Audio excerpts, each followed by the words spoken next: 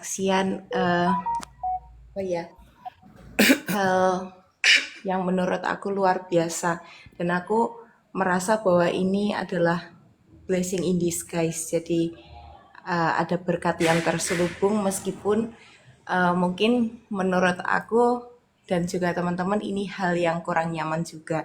Jadi beberapa hari yang lalu, sekitar seminggu yang lalu, aku mau interview kerja dari kantor, pulang kantor terus aku mau lanjut lagi interview kerja karena memang kantor aku itu kan mau tutup gitu kan. Jadi kita udah mau keluar, makanya aku cari tempat kantor baru.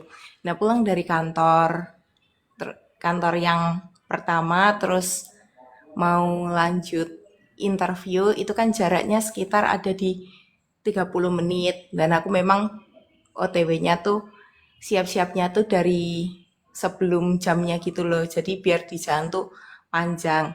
Nah, aku kan biasanya setiap berangkat pergi atau mau ngapain tuh doa. Cuman doanya tuh lebih ke arah template kayak Tuhan jagai, lindungi, tutup bungkus dari tutup bungkus kami dengan kuasa darah Yesus, tolak setiap roh kecelakaan dan segala macam. Nah, waktu itu secara sadar nggak sadar aku tuh refleks, Tuhan ampuni dosaku ya, ampuni setiap pelanggaranku. Jadi kayak doa tuh lebih detail gitu kan.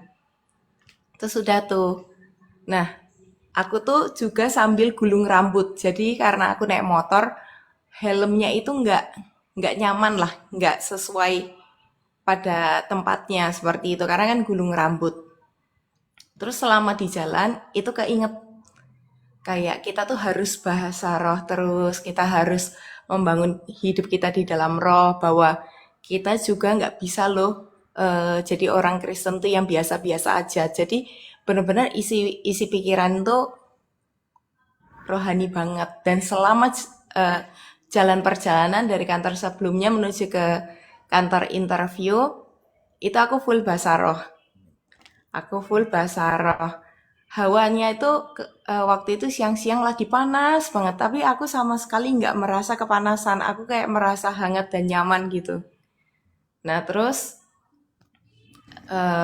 aku merasa ada damai sejahtera di situ. Nah, sampai hampir mendekati kantor tersebut, Roh Kudus tuh kayak bilang sama aku, "Nyak, benerin helmnya. Nyak, benerin helmnya." Oke kan, terus aku minggir sebentar, terus aku sambil benerin helm aku. Terus aku sambil lihat jam kan, apa aku tunggu dulu ya di sini di pinggir jalan 10 menit karena waktunya masih banyak. Karena aku memang tipe orang yang suka menyediakan waktu agak lebih gitu loh. Entah itu mau kerja ataupun interview, selalu berusaha datang lebih awal. Cuman habis itu aku lanjutin. Nah, ternyata sama Google Maps-nya tuh memang agak diputerin. Aku masuk ke jalan yang agak kecil, terus memang akses truk, jadi jalanannya itu tuh agak sedikit rusak-rusak gitu kan. Nah, di situ aku udah jalan pelan dan aku kan biasa agak ngebut. Nah, kali itu tuh aku sama sekali nggak ngebut, bahkan pelan karena aku juga full bahasa roh kan. Aku sama sekali tidak ada perasaan gimana-gimana. Aku tuh bener-bener lagi kayak full dalam hadirat Tuhan. Sampai kejadian sudah deket banget sama kantornya, aku jatuh. Jadi aku kecelakaan tunggal kan. Terus aku agak kepikiran kan dalam hati, kok bisa jatuh ya, padahal aku nggak ngelewatin lubang. Pas aku lihat jalannya memang ternyata berpasir, kepleset kayak gitu. Dan memang karena licin dia agak ketarik, jadi agak keseret ke depan gitu. Terus yang benar-benar aku amazed sama perbuatan Tuhan adalah ketika aku jatuh tuh aku langsung refleks bilang puji Tuhan. Kayak aku juga merasa bahwa itu bukan aku ya, karena kalau kita sebagai manusia mana ada sih orang kena kecelakaan ngomong puji Tuhan. Tapi itu refleks kita tuh, aku tuh ngomong puji Tuhan, aku cuma bilang kayak gini, puji Tuhan aku selamat. Terus eh aku langsung pujian, tapi aku lupa pujiannya waktu itu apa. Tapi itu bener-bener pujian yang menyenangkan. Terus ada bapak-bapak truk lewat, mereka turun terus datengin aku tapi nggak berani deketin karena aku sadar aku sempet diem tiduran di rumput itu agak ada 5 menit. Mungkin bapak itu kan mau deketin aku takut kan. Karena di situ aku pujian dan nggak bergerak. Dan luar biasanya tuh aku tuh jatuh di area rumput yang empuk. Karena sebelah semua tuh langsung sawah gitu loh. Dan itu ada kayak, ya aku merasa itu salah satu pertolongan Tuhan ya. Terus ada ibu-ibu lewat, eh, ada ibu-ibu nolong aku, terus pokoknya banyak deh di situ yang nolong. Nah kan posisi aku nih mau interview kok. Terus aku langsung izin sama kantor kantor yang aku mau datangi, mohon maaf ya aku habis kecelakaan nih, boleh nggak aku izin untuk datang ke sana untuk istirahat? Karena nggak mungkin aku langsung pulang, posisinya itu jauh, takutnya kan pingsan karena darah darah rendah kan.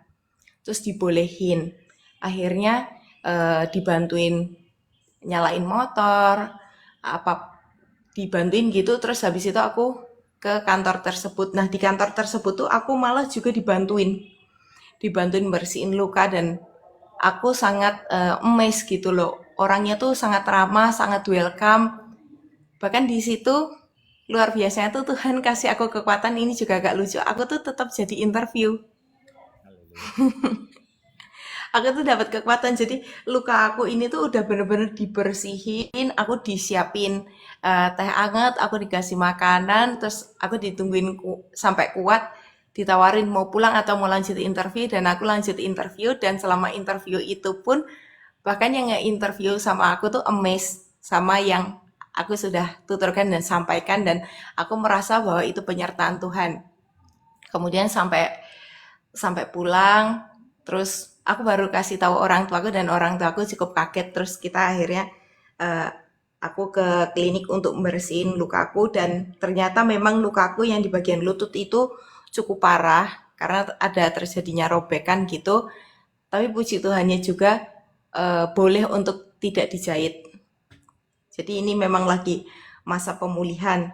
Tapi di situ yang aku benar-benar amazed kan, mami aku juga sempat doa kan, kenapa anak ini diizinkan untuk jatuh.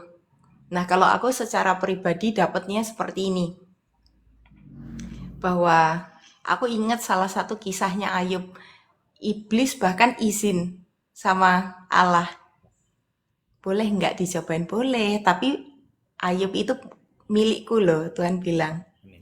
Dan aku merasa seperti itu.